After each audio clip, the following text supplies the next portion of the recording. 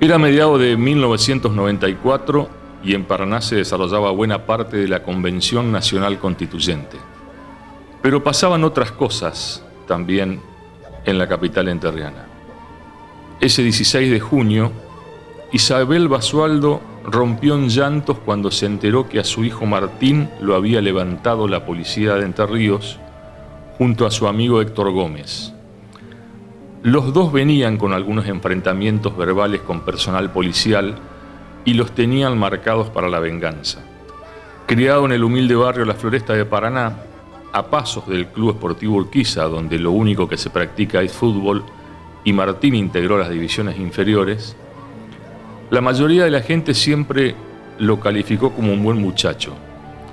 Con los típicos problemas de un joven con necesidades económicas, que de muy chico tuvo que salir a ganarse el peso para ayudar a su familia, de igual manera se las arregló para completar los estudios primarios en la escuela Bazán y Bustos y luego en la escuela Hogar.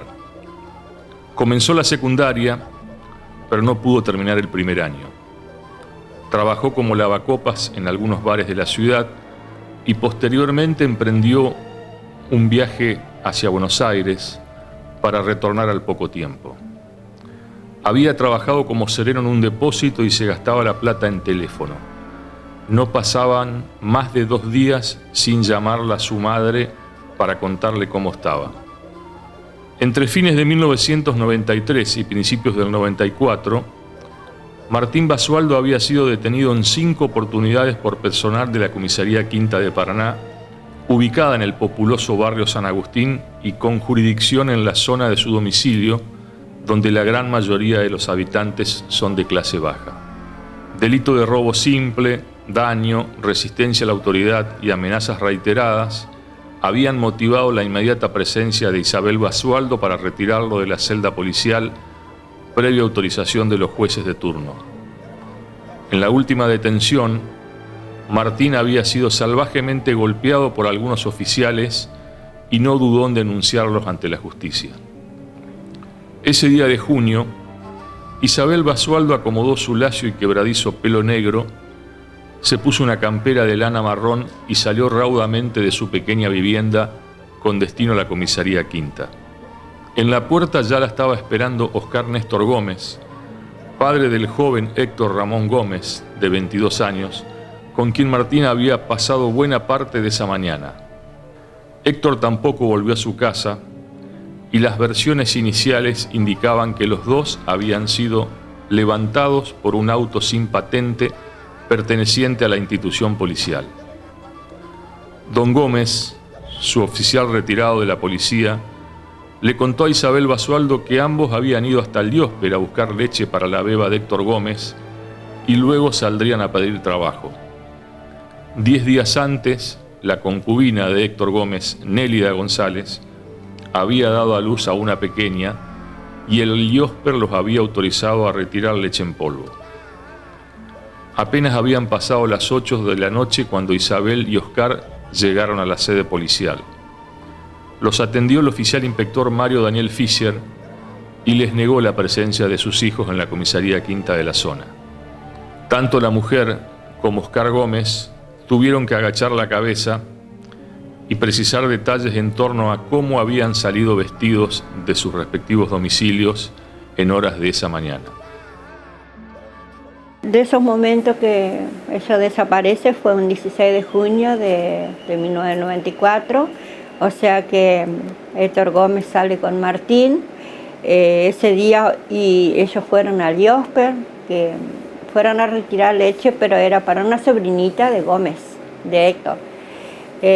Fueron al Diosper, ahí nosotros, había constancia de que ellos pasaron por el Diosper, retiraron la leche y bueno, después hubo otra persona que dijeron que ellos habían subido un auto, a lo que no sabemos si ellos subieron por su voluntad o lo hicieron subir, porque era un auto, aparentemente era de investigación.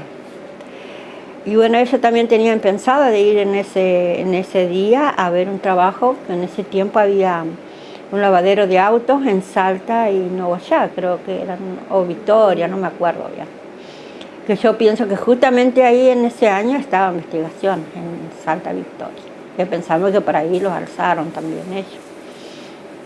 Y bueno, y como ellos no volvieron ese día a la casa, le digo a mi esposo, vamos a la casa de Gómez, o sea, del papá de Gómez, y vamos a preguntar si volvieron, si él sabe algo. Entonces, él dijo que no habían vuelto, pero que no nos preocupamos, decía él, porque son unos vagos, capaz que quedaron por ahí, dijo así.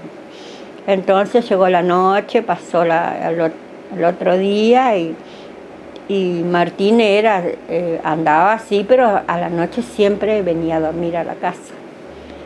Y entonces nos empezamos a movilizar, fuimos con el papá de Gómez, con mi esposo, yo, toda la comisaría, a preguntar y a poner una denuncia de que ellos no habían vuelto.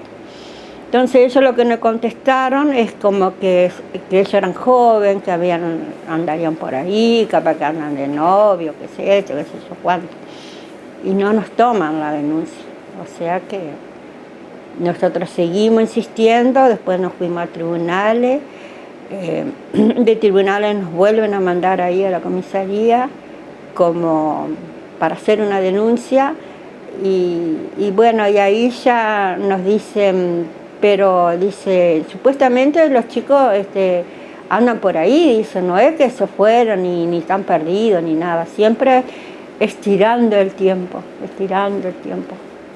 Nosotros por ahí decíamos que podía haber sido que ellos habían alzado porque ellos habían tenido su problema con la comisaría quinta, policía de la comisaría quinta. 2 o 3 oportunidades ya lo habían alzado. Pero nunca pensamos que iba a pasar esta situación tan fea, ¿no? Y bueno, empezaron a movilizar, después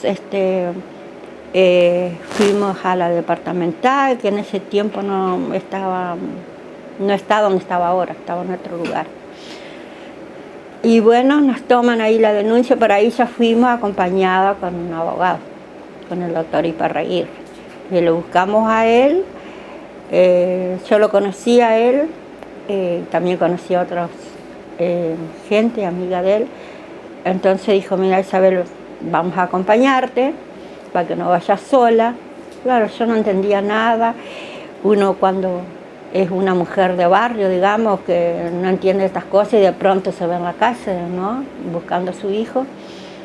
Y bueno, un montón de situaciones, que escribían cosas que uno no decía o qué sé yo cuánto. Bueno, ya acompañado con un abogado fue otra la situación.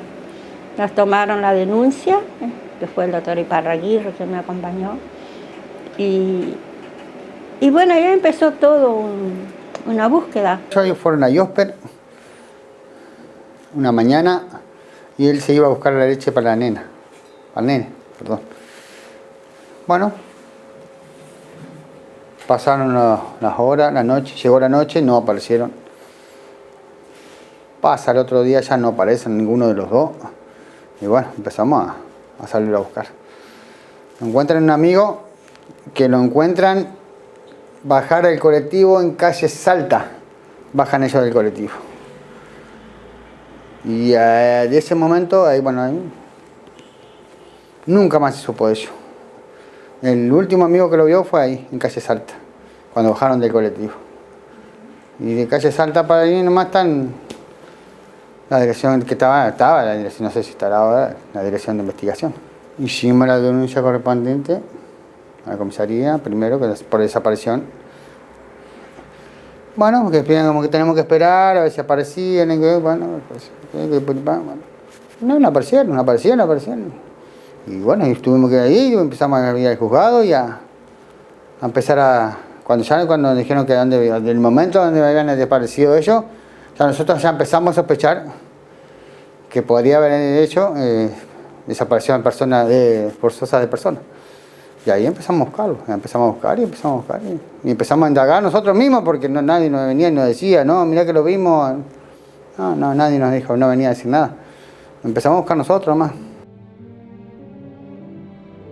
Recién después de casi 15 días, el 5 de julio de 1994, El juez de instrucción Héctor Eduardo Toloy decidió pedir algún tipo de explicaciones a la policía. Lo hizo a raíz de los duros cuestionamientos que comenzó a realizar por diversos medios periodísticos el abogado de las familias de los jóvenes, José Iparraguirre, a su vez asesor de la Liga por los Derechos del Hombre, seccional Paraná. No tengo dudas de que en la desaparición tuvo que ver personal policial. Es más, creo que están fondeados, dijo sin titubear el letrado paranaense. Los dichos conmocionaron al Poder Judicial y a la cúpula del gobierno provincial encabezada entonces por Mario Moyne, pero no sirvió mucho. Bueno, nosotros desde un primer momento sabíamos, por nuestra experiencia como militantes de derechos humanos, habíamos trabajado mucho con León Toto Zimmerman, que fue el abogado fundador de la CORREPI, de la Coordinadora contra la Represión Policial e Institucional en la provincia de Buenos Aires, y que trabajó en los casos más importantes, digo, en la masacre de Wil, el fusilamiento de Budge, incluso la misma muerte de Walter Bulacio. El Toto Zimmerman fue el hombre señero en la lucha en contra de las políticas del gatillo fácil, incluso es quien acuña, digamos, el término gatillo fácil para referirse al abuso policíaco. Y en el marco de eso nosotros tomamos una línea que era una línea jurídica, digamos, de poder avanzar en el marco de la causa, que sabíamos que no, la verdad, desde aquel mismo momento que no íbamos a tener mucha posibilidad de avance, y después una línea de política con movilizaciones, con reclamos, con exigencias a la justicia, con buscar, digamos, la mayor cantidad de apoyo de la sociedad civil y de la sociedad política, ¿no? Y la verdad que en un marco de mucha soledad. Sí, con un buen acompañamiento de una parte del periodismo, que fue muy importante para nosotros, porque en aquel momento había mucha soledad, éramos muy pocos, incluso, bueno, hubo un ataque muy fuerte, digamos, hacia mi persona, digamos, como abogado. Toloy me inició una causa en el Colegio de Abogados para que me saquen la matrícula de abogado, cosa que después no prosperó, digamos, que se le fue rechazada. Y la verdad que hubo una situación, eso de entrar a tribunales y que nadie te salude o que te miren mal, no es una situación fácil para nadie, menos para un abogado que estaba en sus pininos, digamos, del ejercicio de la profesión. Que lo desapareció la policía, que Martín había hecho varias denuncias por apremios ilegales porque había sido víctima, en particular su mamá, Isabel, pero también Héctor había hecho una denuncia por la intervención de la comisaría Quinta y en particular de un funcionario, Claudio Mendieta, que en aquel momento revestían la comisaría y que era un golpeador consuetudinario. Y nosotros obtuvimos distintas informaciones de gente que por ahí después no quiso declarar, o que se declaró judicialmente, digamos, sostenía que lo contrario. Te doy un solo ejemplo. Nosotros trabajamos mucho con los curas irlandeses de la Iglesia Cristo Peregrino, que nos acompañaban en aquella lucha. Y bueno, uno de los padres nos comenta que había recibido, pero en el marco de una confesión, por lo tanto había un secreto de confesión, la versión de la esposa de un policía de que su marido había intervenido en los hechos y que los habían desaparecido. Bueno, la denuncia la hicieron, supongo yo, los familiares, hace tantos años que algunas cosas no las recuerdo, pero fueron los familiares los que hicieron la denuncia.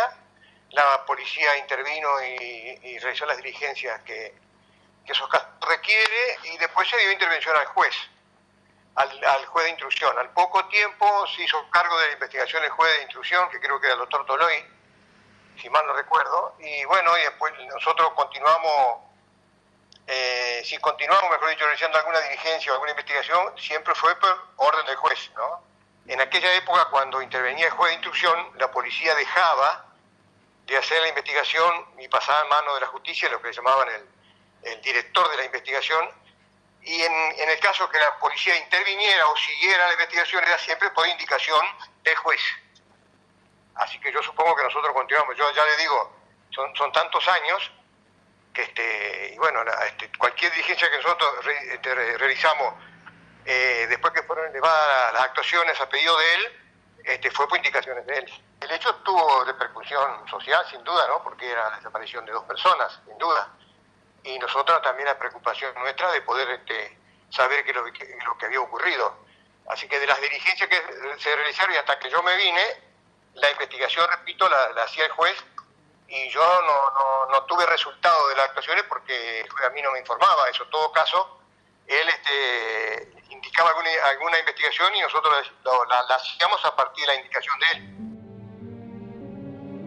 Hubo 3 marchas del silencio, inspiradas en la modalidad catamarqueña por el crimen de María Soledad Morales, sucedido en febrero de 1990, que llegaron hasta la Casa de Gobierno o a la sede del edificio de tribunales, pero no existieron concurrencias masivas.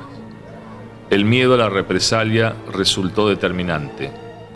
Lo cierto fue que le sirvió a las autoridades políticas y judiciales para no darle demasiada importancia al caso.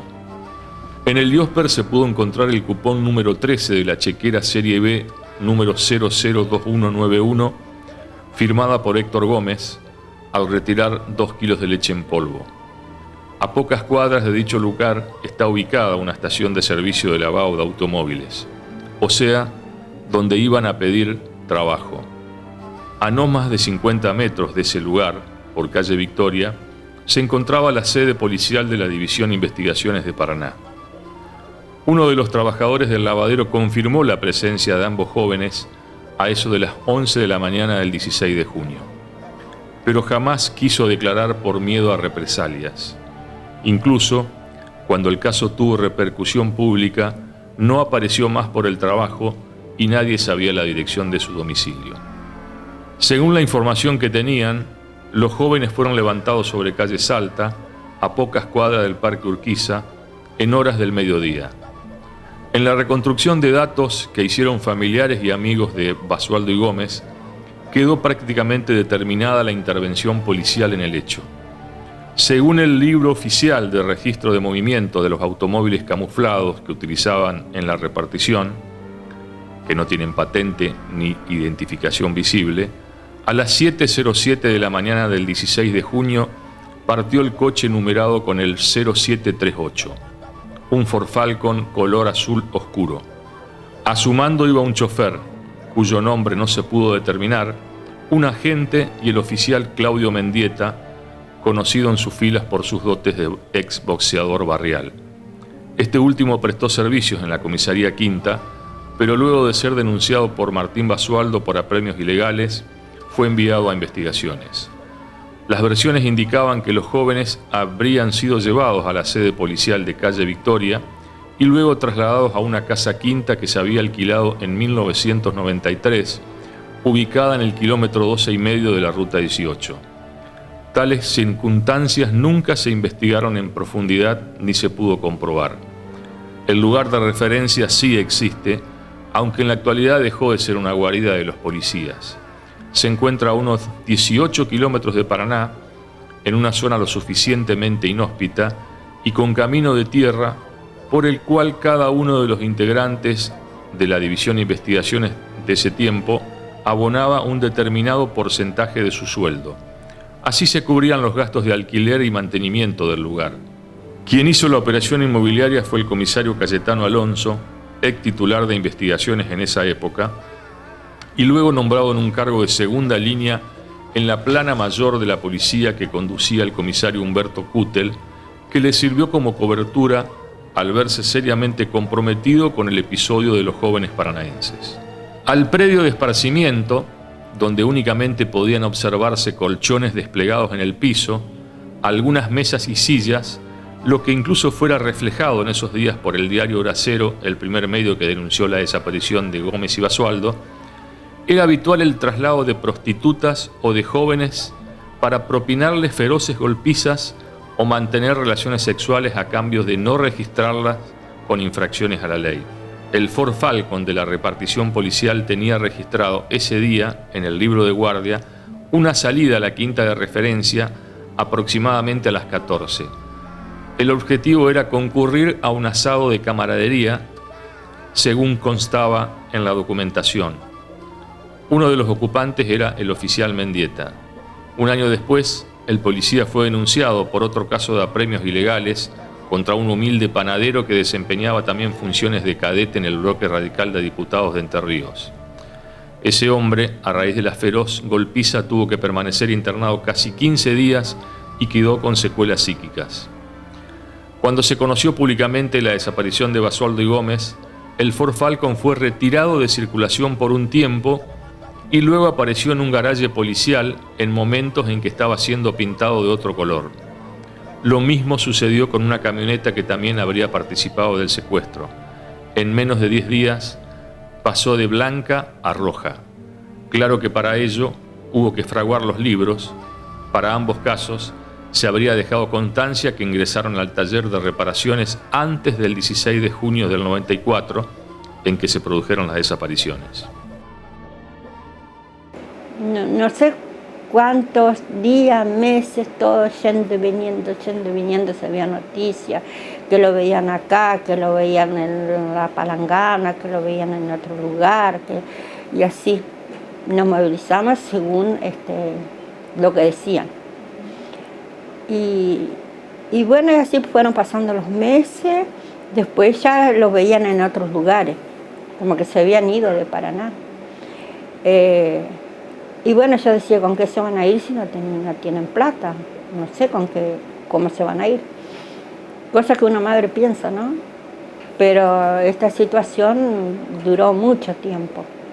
Que yo principalmente me pasaba todos los días en tribunales, preguntando si había noticias. No hay noticias, lo estamos buscando, no. Y bueno, el juez fue el doctor Tolor. Bueno, yo pienso que él lo investigó desde un primer momento, porque uno después con el tiempo se da cuenta que las primeras horas son primordiales, y en ese tiempo es como que no existía eso, que andan por ahí, que andan de vago, que se fueron de novio, siempre así. Y bueno, como les digo, pasaron meses, después fueron pasando años, cumpliendo, siempre haciendo la búsqueda de ellos. Yo por mi parte Martín, después los hermanos de Héctor también andaban en un principio, el papá también. Bueno, después el papá ya fallece y quedamos hermanos. Y bueno, después llega un tiempo que los hermanos se cansan de andar también, que no es lo mismo que lo busque un padre o una madre que los hermanos. Porque yo pienso que también el día de mañana que yo falte, nadie más lo va a buscar. Yo porque soy la mamá y siento que tengo que buscarlo y saber dónde está, al menos, dónde están. Y bueno, y esto han pasado muchos años ya y que ellos están desaparecidos, no saber dónde están. En ese tiempo vio que había que esperar no sé cuántas horas para hacer una denuncia. Fue eso lo primero que me dijeron. Que si ellos estaban por ahí, que si yo había que esperar no sé cuántas horas, me acuerdo si era 72 horas, no recuerdo bien, y que no podíamos hacer la denuncia. Y después al final le hicimos una departamental. Y bueno, uno se siente mal porque si no vuelve un hijo, uno lo busca por todos lados, trata de preguntar, de averiguar. Los familiares y el abogado, creo, manifestaron la supuesta intervención policial. Eso lo investigó el juez. Hasta que yo me vine, nunca, no supe que haya habido algún policía imputado por parte del juez. Yo hablé una oportunidad con él y quedamos de acuerdo que cualquier circunstancia que ocurría al respecto, la institución estaba a disposición de tomar todas las medidas que él le ordenara.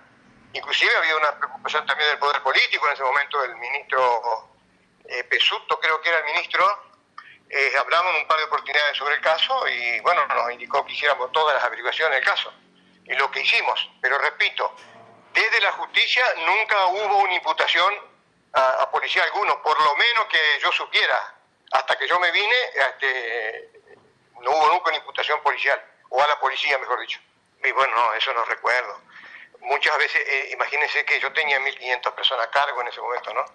Seguramente si hubiera habido alguna denuncia por apremios, inmediatamente interviene la justicia. Eso es hecho, ¿no es cierto? Por eso no le puedo confirmar ni desmentir, porque ya te digo, hace 25 años de esto, no recuerdo, pero si hubo alguna denuncia en la comisaría quinta o en el juzgado por algún apremio legal a estos jóvenes, la justicia tiene que haber intervenido y nosotros tomar todas las medidas del caso. No recuerdo tampoco yo que por esas denuncias haya habido algún policía imputado o algún policía juzgado. Me parece que no, pero tampoco puedo afirmarlo, repito, por la cantidad de años que ha pasado, ¿no? Obviamente después hubo una investigación tomada también por parte del periodismo, un sector del periodismo, y en particular, bueno, el semanario Análisis, a través de Daniel Enz, hace toda una investigación, y bueno, y que llegan a la quinta que en ese momento alquilaba la policía y que alquilaba Cayetano Alonso, y que allí, bueno, supuestamente los habían estado torturando, golpeando, vejando, y bueno, y posteriormente el homicidio, ¿no? De todas maneras fue una situación muy difícil porque en el expediente judicial, que lo que sucede en todas estas causas,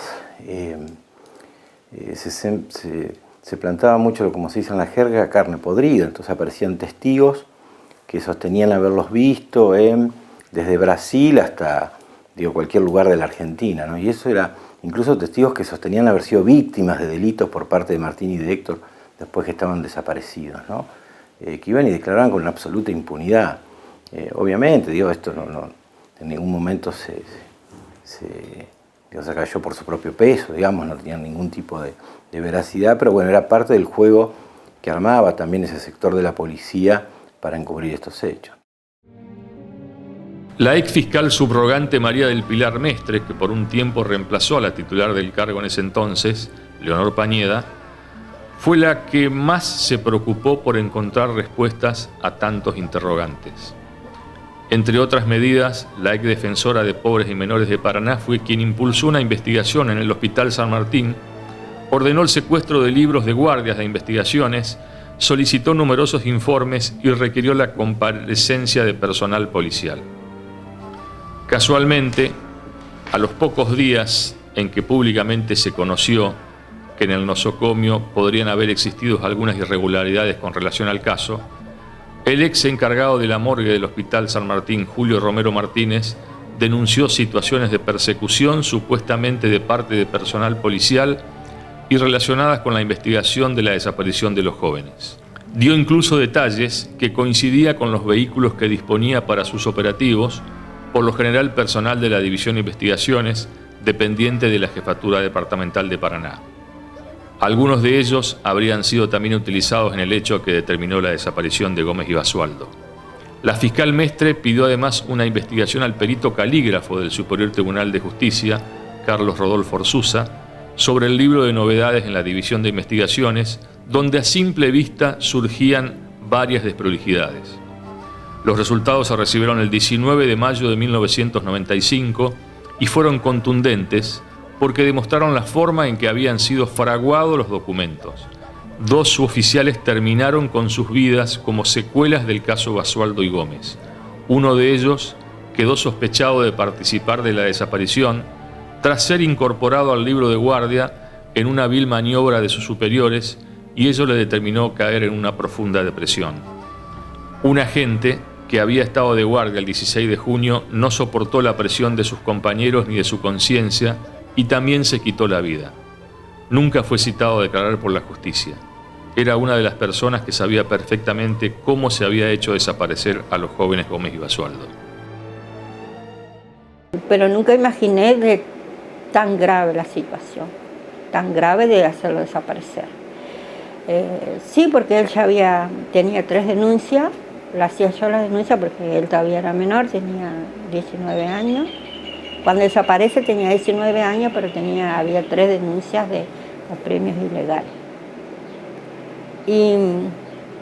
Y bueno, y de ahí empezó toda la búsqueda, ¿no? Ya de encontrarlo con vida. Sí, ahí había un señor digo yo, que ya tenía esa costumbre de levantar los pibes, pegarles, invitarlos a vaciar, y era Claudio Mendieta, y el otro era de apellido Martínez, y esos eran los que siempre estaban en la comisaría. Si uno preguntaba, por ejemplo, quiere hablar con el comisario. Le contestaba el comisario, soy yo. Entonces yo nunca supe quién era el comisario en ese tiempo, porque él me decía que él era el comisario, y creo que no, era solamente un oficial. Nunca supe yo quién fue el comisario en ese tiempo, cuando desaparece Martín Viet. Así que eso quedó ahí. Yo fui hasta Brasil, porque decían que lo veían en Corrientes, que lo veían en este lugar, que lo veían en todos lugares. Y a Corrientes yo viajo con la suegra de Gómez, porque en ese tiempo ella viajaba, era el tiempo que se viajaba para comprar ropa y vender. Y bueno, esta señora hacía esos viajes, entonces yo fui con ella, que era la que más conocía Brasil, porque yo no conocía nada, ni conozco tampoco, porque anduvimos ahí nomás. Y bueno, llegamos hasta Brasil, donde está la parte de... ¿Qué pasa a la gente? No sé cómo se llama. Preguntamos, fuimos con fotos, preguntamos si ellos lo habían visto pasar a los chicos. Muchos decían que sí, otros que no lo habían visto. Pero ahí, no sé si la aduana, no sé cómo se llama esa parte, me dijeron, vino la policía acá de Argentina buscando a los chicos. Pero ellos lo que dijeron, dice, de que ellos estaban como escapados de la justicia argentina. Entonces dije, no están escapados, ellos están desaparecidos. Y nosotros los estamos buscando. Pero no, por supuesto, había gente que por ahí decía, sí, los vimos, que andaban. O otros, no lo hemos visto. Y lo que nos dijeron ahí fue eso. O sea, ¿dónde pasan?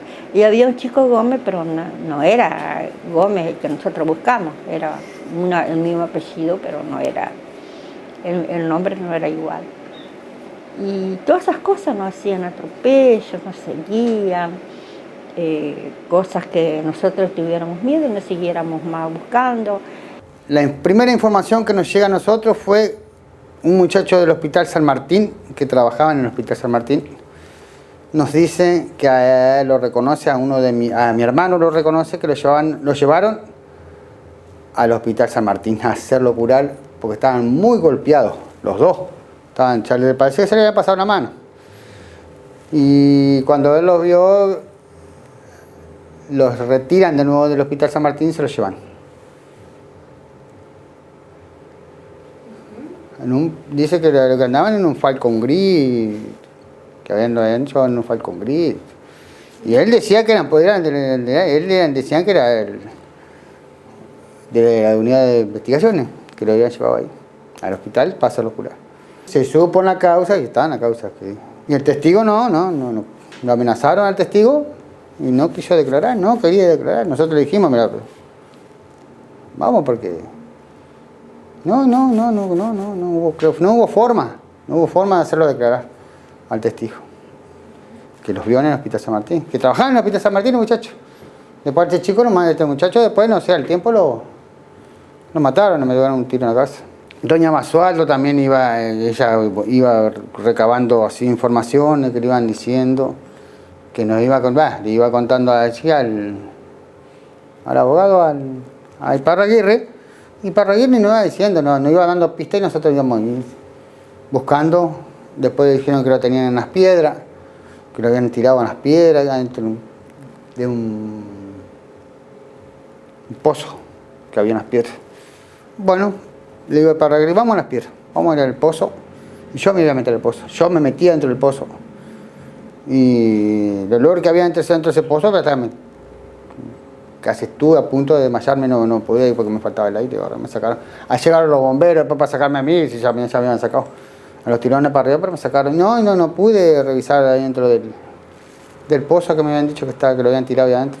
La policía de la provincia, más allá del contexto político, por lo menos en los 30 años yo estuve trabajando, siempre actuó de la misma forma. Yo creo que el contexto político no sé si es tan importante o juega un rol, a mi entender. Yo puedo decir que la policía de Entre Ríos se ha caracterizado, por lo menos todos los años que he estado yo como tal, que si bien ha habido denuncia, la misma policía ha llegado a la investigación y la misma policía ha entregado, así era lo que correspondía a la justicia a los imputados. Así que en mi caso, en los 2 años y medio que estuve yo como jefe departamental, cada vez que había alguna denuncia por el delito que sea que cometía la policía, nosotros no teníamos ningún problema en que interviniera la justicia. Además, era la directiva que yo tenía en ese momento por el jefe de policía y por el ministro de gobierno, que éramos muy vigilados en ese aspecto.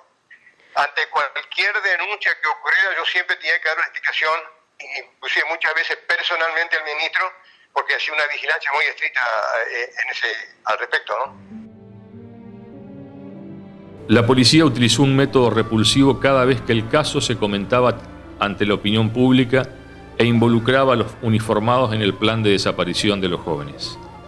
Aparecían determinados personajes consignando que los habían visto con vida en determinados lugares de Paraná, Santa Fe o las fronteras del país, en los pasos argentinos a Paraguay o Brasil. El ex agente de policía, Pedro Valenzuela, fue el más solicitado para hacer esa tarea sucia. Tanto él como su esposa se cansaron de acudir al Palacio Tribunalicio cuantas veces fue necesario para señalar que habían visto a los jóvenes en diferentes lugares.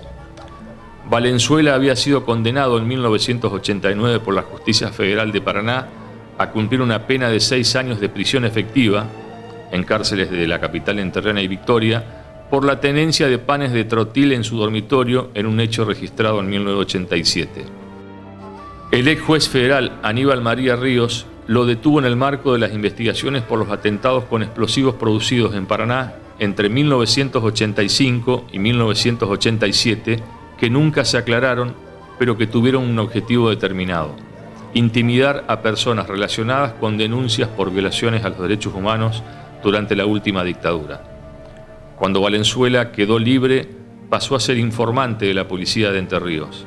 Siempre se le pagó con fondos reservados, porque a raíz de la condena le dieron la baja en la institución. Eran como chicos, como todos chicos que se sientan en la esquina, toman una cerveza, se divertían. Y no, en la obsesión que tenían de lo de la quinta, que ellos estaban, una persona que está señalado acá como el que fue el que lo hizo desaparecer, oficial Mendieta, creo que Mendieta, pasaba y los amenazaba los apuntaba que lo iba a matar, cuando los agarraba lo iba a matar. Eso le decían. Mi hermano él mismo me venía y me lo contaba. Si yo trabajaba en la esquina ahí, en un lugar que compraban reciclado, y él siempre me contaba que él estaba en la esquina y le hacían esto, le hacían aquello, se lo llevaban. Una vez se lo llevaban de la esquina de la escuela que está en la calle República de Siria, se lo llevaron a gomazo desde ahí hasta la quinta, se lo llevaron, pegándole con el bastón de goma. Cada vez que lo agarraban, le pegaban. Lo agarraban, pero lo dejaban, pero para que no se junte con nadie. Lo lastimaban entero. Porque por impunidad, había una impunidad, porque ellos estaban y te agarraban de los pelos, lo tiraban arriba de la camioneta y no tenían problemas, se llevaban, no importaba. Tenían una impunidad bárbara ellos, no le importaba nada. Que la gente lo esté mirando, no importaba nada. Y Martín era un chico como todo pibe de su edad, él jugaba al fútbol. Primero fue para una asociación, ATM, que es Asociación de Trabajadores Municipales. Después fue más grande, jugar al fútbol para la inferior de Deportivo Urquiza. Y bueno, y yo lo recuerdo así, ¿no? Que lo que pasa es que no sé por qué la policía le tenía así bronca, o no sé, de tenerle tanta bronca, digamos, de hacer desaparecer una persona. Y tanto a Martín como a Héctor, yo pienso que porque ellos andaban juntos, desaparecieron los dos, para que no hubiera testigos. Y bueno, después trataron por muchas formas, por ahí, de que nos peleáramos entre familias, pero no, nosotros anduvimos mucho tiempo juntos y bueno, después ellos decidieron no seguir más porque se cansaron. Bueno, yo respeto lo que ellos hicieron y ellos también me dijeron, doña Isabel, nosotros respetamos, si usted sigue, la respetamos, pero nosotros no queremos seguir más. Y bueno, fue la decisión de ellos, pero mi búsqueda es por los dos, por Martín y por él. Y ojalá algún día esto se sepa y alguien se anime a hablar y al menos digan dónde está. Y sí, yo tengo seguramente la misma incertidumbre que tiene usted y que tiene todas las personas, ¿no? Sí, llama la atención, efectivamente. Pero ya le digo, porque, a ver, en esto hay una investigación, o hubo una investigación, inclusive yo supongo que la investigación continuará, ¿no es cierto? Seguramente estará dando una justicia abierta y seguirá. Todo lo que nosotros pudimos hacer y que estaba a nuestro alcance, lo hicimos. Eso yo tengo la conciencia tranquila en ese aspecto, que todo lo que podíamos hacer, lo hicimos. Y no solamente lo hacía yo personalmente, sino que lo hacía el jefe de investigaciones, y fundamentalmente éramos controlados por el juez. Por eso es lo importante tener en cuenta, ¿no? Bueno, yo tengo repito, la misma incertidumbre que usted. La verdad que también me llama la atención, pero no tengo otra cosa más de decir que eso. El mismo ex agente Valenzuela, ex integrante del Grupo de Operaciones Especiales, dependiente de la Jefatura Departamental, y su esposa Ana Gómez, dijeron en la justicia que Basualdo y Gómez habían sido asesinados por 2 oficiales de la policía y que los cuerpos fueron llevados al paraje Las Piedras, en inmediaciones a la capital entrerriana, y que estaban calcinados en la cabeza, dedos y pies. Despedían un olor nauseabundo, señaló la joven Gómez, la tarde en que decidió mostrarle a la fiscal Mestre dónde se encontraban los cuerpos e incluso la posición en que fueron ubicados en el pasto. Pero sus dichos no fueron considerados válidos por el juez Héctor Toloy.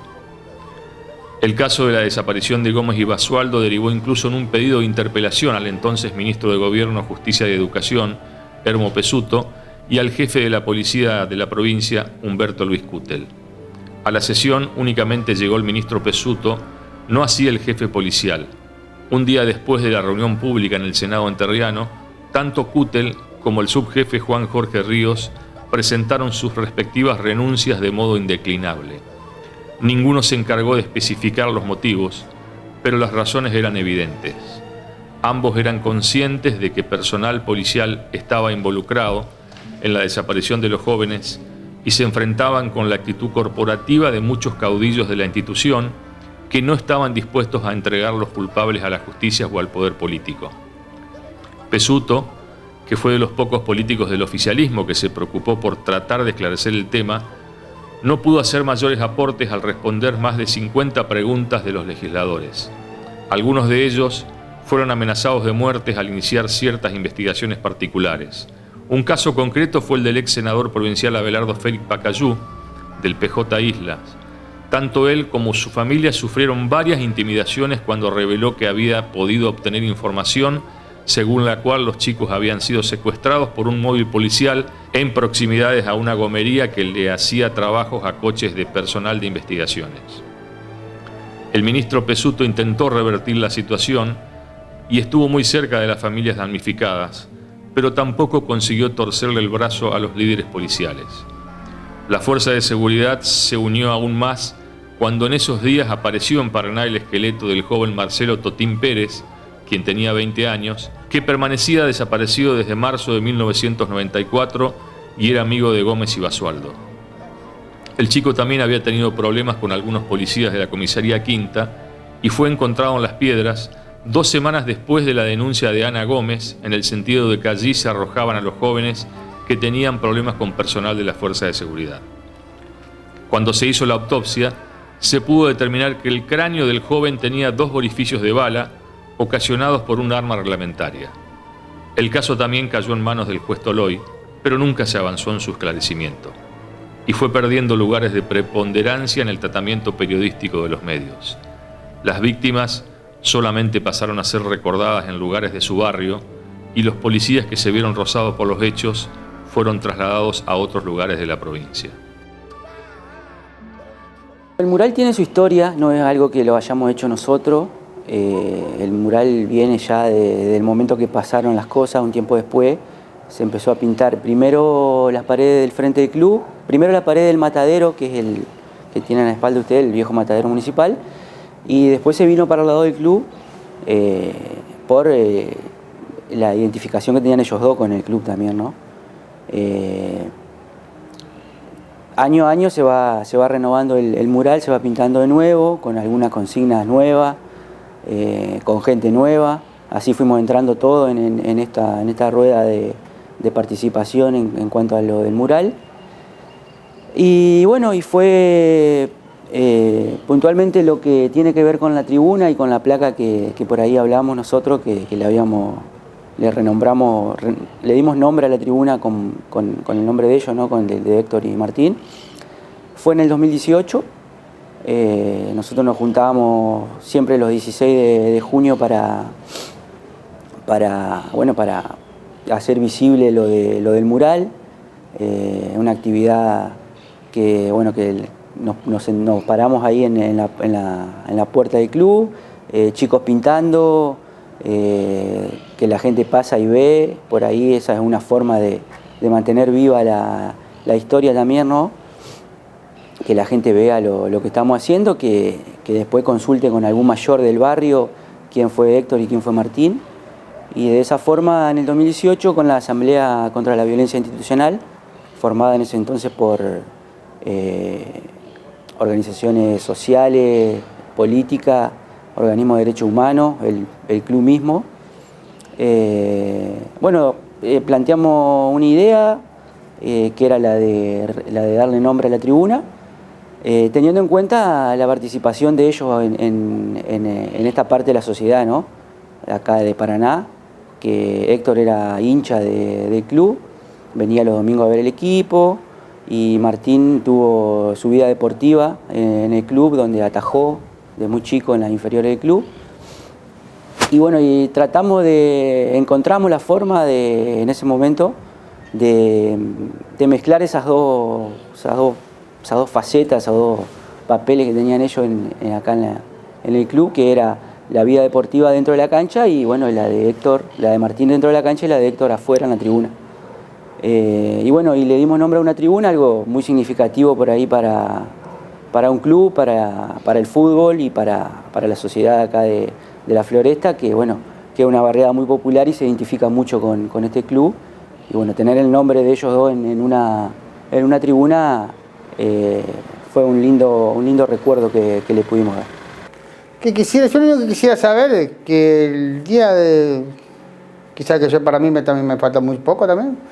Por lo menos saber dónde está mi hermano. Por lo menos a dónde me lo tiraron. ¿A dónde lo tiraron? Que digan. Que digan a esas personas por qué hicieron eso. Y yo creo que si tienen hijos o tienen nietos, porque en estos momentos deben tener nietos, bisnietos, y que digan que por qué hicieron eso. ¿Por qué lo hicieron? Por lo menos que le digan a la familia, o que tengan un poquito lo que tienen los hombres, ¿no? Y que digan lo que hicieron con ellos, a dónde están. Que asuman las responsabilidades.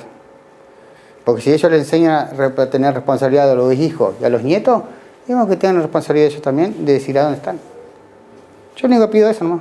Y saber el día de mañana, saber por lo menos, llevarle una flor a mi hermano, tanto que lo busqué, y bueno, encontrarlo. No sé, pero hay saber dónde está. Pedirle a veces que fue el señor juez que estuvo en la causa de mi hermana, y que yo lo quisiera saber, que creo que el cuerpo, eso que encontramos en las excavaciones, que yo me estaba olvidando, de los cuerpos que hicimos en las excavaciones allá en el bañado, de quién eran. ¿Quiénes eran? Porque nunca se supo quién eran y dónde están. Igual que ahora nosotros también nos enteramos que ese cuerpo que encontraron en las piedras, que estaba boca abajo con un balazo en la cabeza, que lo iban a hacer en el ADN, que quiénes eran, que desapareció el cuerpo, nadie sabe nada de quién era, ha sido un fantasma capaz que, porque no se supo nunca nadie. A la familia Gómez y Basualdo le fueron a decir, no, mira que encontraron unas piedras tiradas que tenían el balazo en la nuca. No hay ningún familiar de ustedes. Por lo menos el ADN no lo hicieron a nadie. Así que, bueno, veremos. A ver qué me responden. Porque el señor juez, que donde estaba el señor juez de Toloy, nunca nos dio ninguna respuesta. Cuando nosotros pedíamos orden de allanamiento, tampoco lo hicieron. Era a perder el tiempo, así que yo creo que sí, era a perder el tiempo. Nosotros hicimos más que con el señor abogado que teníamos, con Iparraguirre y la señora de Basualdo. Creo que hicimos más que lo que hizo la justicia. Porque estuvimos en todos lados, buscamos en todos lados. Porque jamás nos dijeron, bueno, vamos a buscar el cuerpo a tal lado y bueno, le vamos a dar 10 personal o 20 personal para que lo ayude a buscar. Nunca, jamás lo hicieron. Jamás. Y bueno, Dios sabrá lo que hace con ellos. No, nada más. No pido más nada. Y que me encuentre mi hermano y que me digan dónde está. Nada. Eso es lo que quisiera saber. Impunidad. Impunidad, una sensación de impunidad que lleva una enorme tristeza por un lado, digo, por cuando uno ve a los familiares y tanto de Héctor como de Martín o de otros casos, de Marcelo Totín Pérez, la situación de ver, digamos, la angustia sobre el ser querido que no se tiene ningún tipo de referencia, bueno, causa una profunda tristeza. Y después una sensación de impunidad. Digo, es muy grave que los funcionarios policiales que intervinieron en estos hechos sigan estando impunes. Eso genera, porque aparte no fue un hecho aislado, acá está claro que hubo un encubrimiento muy importante por un sector, yo te diría un sector muy importante de la policía de la provincia de Entre Ríos y también me animaría a decir de una parte del poder político y del poder judicial. Más de 20 años después de la desaparición, el caso se reactivó por la denuncia de un ciudadano ante el periodista Mauricio Antematen. Ese testigo vino a ser para mí como la intención de cerrar algo que después de muchos años uno analiza como el dolor que van llevando los familiares de las víctimas, a ponerle un broche quizá a las dudas, a las incógnitas, a los interrogantes que hubo durante mucho tiempo. Y cada vez que me acuerdo de ese tema me